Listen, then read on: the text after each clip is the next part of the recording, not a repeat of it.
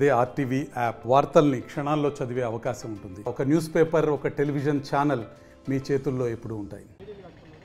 గత ప్రభుత్వంలో కూడా ఏదైతే బీఆర్ఎస్ ప్రభుత్వంలో గొర్రెల స్కీమ్ ప్రవేశపెట్టారో అందులో భాగంగా ఏదైతే గతంలో కూడా బీఆర్ఎస్ ప్రభుత్వం ఉన్నప్పుడు లబ్ధిదారులకు గొర్రెలు కావాలనే లబ్ధిదారులకు ఏదైతే సంక్షేమ పథకం తీసుకొచ్చిందో బీఆర్ఎస్ ప్రభుత్వం డీడీ కట్టినా కూడా ఇప్పటి వరకు గొర్రెలు రాలేదని పరిస్థితి అంటూ ఈరోజు సోమవారం ప్రజావాణిలో కూడా జిల్లా కలెక్టర్ కలవడం జరిగింది. గండీరు ప్రాంతానికి చెందిన కొంతమంది లబ్ధిదారులు ఇదే అంశంపై వీళ్ళ దగ్గర మాట్లాడే ప్రయత్నం చేద్దాం. చెప్పండి, ఏంటి మీ సమస్య ఏంది?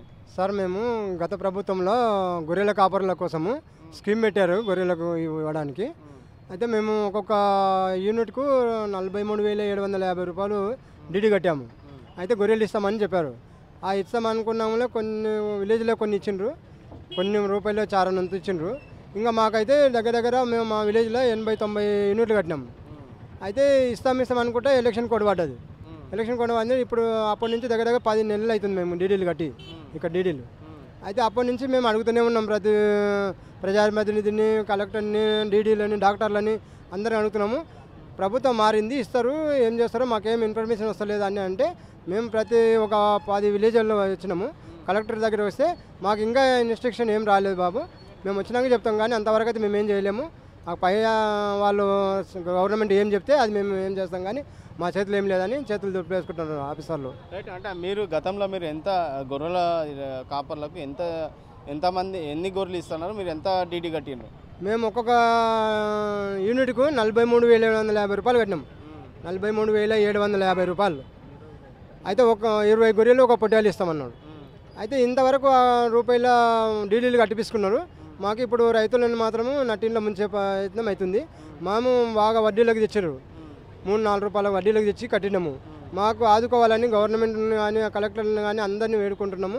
మాకు తొందరగా న్యాయం చేయాలని, మాకు గొర్రెలన్నీ ఇవ్వండి, మాకు మా కట్టిన పైసలు మాకు డీడీ పైసలు ఇస్తారా, గొర్రెలు ఇస్తారా అని మేము ఆఫీసుల చుట్టూ తిరుగుతున్నాము. మా బాధ అర్థం చేసుకోవాలని మేము కోరుకుంటున్నాం. మీరు చెప్పండి, అంటే మీరు గతంలో కూడా గొర్రెలు డీడీలు కట్టారు అంటే ఇన్ని రోజులు అయింది డీడీ కట్టి, ఇప్పుడు కలెక్టర్ని కలిసిన తర్వాత ఏం చెప్తున్నారు? కలెక్టర్ ఏమంటున్నాడు అంటే పైకి వెళ్ళి ఆర్డర్ రావాలి మాకు, ఇంకా ఏ విధంగా మాకు ఆర్డర్ రాలేదు, వచ్చినాక చెప్తాం, ఇంకా ఆగుండి, ఇంకా నెల ఆగుండి, ఇంకా 2 నెలలు ఆగుండి అంటున్నాడు కలెక్టర్. అంతే సార్.